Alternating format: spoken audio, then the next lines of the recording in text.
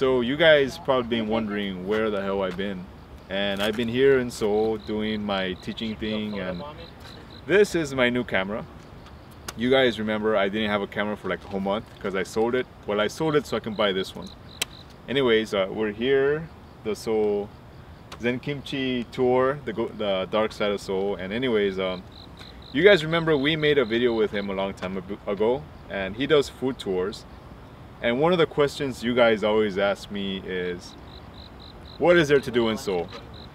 And really one of the things, well, I just usually kind of suggest read online, Google, you know. Not to be mean, but there's a lot of tourism when it comes to Korea, and like all the tourist websites always, well, they usually point you towards the things that you want to do. And if I were to suggest what I would like to do, or what I would like you guys to do, is not just because he's like my friend, but because he actually has pretty good tours of Korea, and they're mostly food based. So most of his food tours are about food, and you tour different areas of Seoul and have different kinds of dishes. So, and it's very affordable. But today's tour was more about kind of like ghost stories and different things around Korea. And I'm only going to show you guys some of the stories, because really you should check out his tour to kind of hear the other stories, you know, otherwise I'd be telling you everything. But anyways, we're here at one of the palaces, one of the haunted palaces, and that's the end of the tour. But I hope you guys enjoy the little stories that are coming up ahead. And yeah, sorry I haven't been making videos, but here's my new camera, and we're gonna have a good time. Also, I come out in Arirang this month. We spent like a whole week filming around Korea, and I have a lot to say about that too. You know, Korean TV is really something. You might want to read about it on my website, though. I wrote about it first. But yeah, when I'm not taking videos, I'm actually working on my photography project. You guys saw the little trailer I made, and if you like the Facebook page, you can see all the different kinds of pictures I take around Korea. So thank you for watching up to now, and I hope you enjoy some of the little stories that Joe's gonna tell us. Bukchon is also the home, is also where all the old houses are, some of the oldest neighborhoods in Korea, some of the oldest houses in Korea, some of the oldest ghosts in Korea. There are some houses which are cursed, as in there's houses where people commit suicide in very frequently. There's one place that if families walk by, they end up arguing a lot. And there's another house, if you walk through the gate, middle-aged men are known to have heart attacks. Yeah, so you gotta be careful when you go around Bukchon. So when the Japanese started taking over, curfew started being run. Women could only go out at night, and many times they had to be covered in almost like a burqa. And they started being pestered by Japanese ghosts. So what they did to protect themselves is they always carried a little sachet of chili powder with them. I guess because Japanese ghosts hate spicy food. So so we have to do for our lady guests on this tour. Oh, okay. We do here's a little bit of protection for you from Japanese ghosts. I'll need half a bag. Yeah, I'll take a bag. You want a bag? You want a bag? Okay. Yeah. I'm okay. I love being the foreign guy passing little bags. I know. Where are the Kyungchal? The western side of the street became the main red light district in Seoul. So much so that by the 1960s or so, you could pretty much count that most Korean men, this is where they lost their virginity. And they actually started calling it Jongsam. We're going to go Jongsam, which meant we're going to go out, drink, and meet some women, or, you know.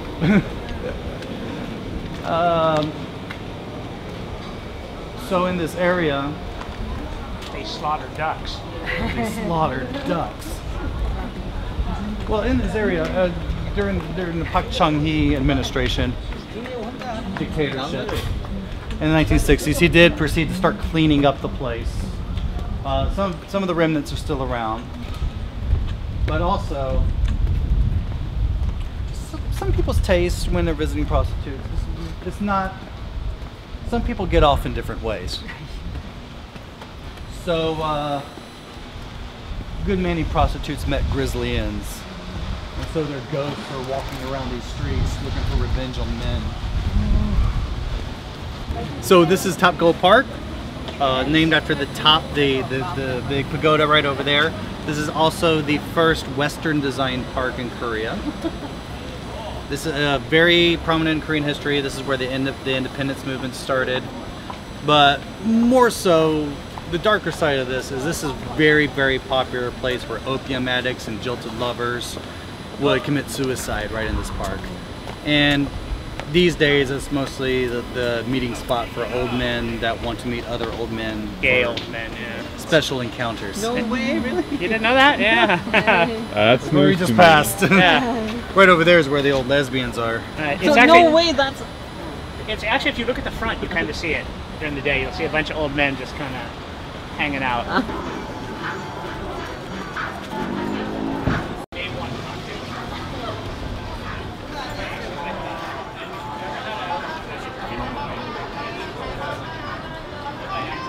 The Parliament building the Assembly building is, 너무 신사적이야. that was built on top of former cemetery of palace servants, female palace servants.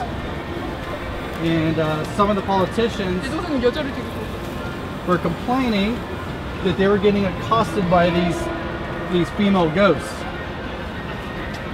So some guy who obviously had a lot of pull took like a lot of public money and built a giant stone penis To take care of them? to appease them. This was just a few years ago, like 3 years ago. That's great.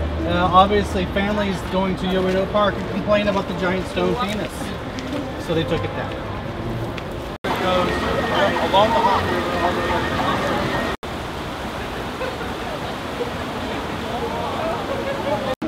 to King Taejo was really in love with his wife, Queen Shindok, but his son, who wasn't her son, didn't really like her so much, and it didn't really help that she was promoting her sons ahead of him to get in line for the throne, and he systematically got rid of every one of them.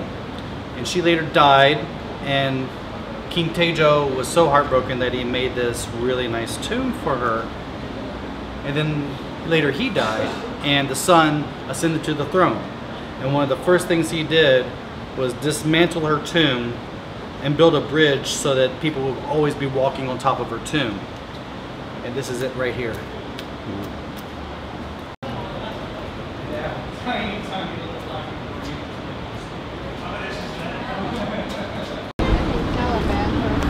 This is also where they did a lot of executions.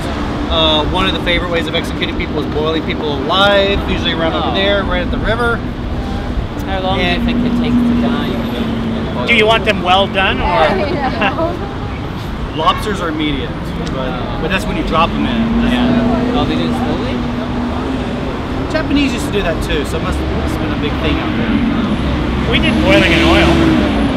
Boiling in oil, yeah. We like frying things. Right.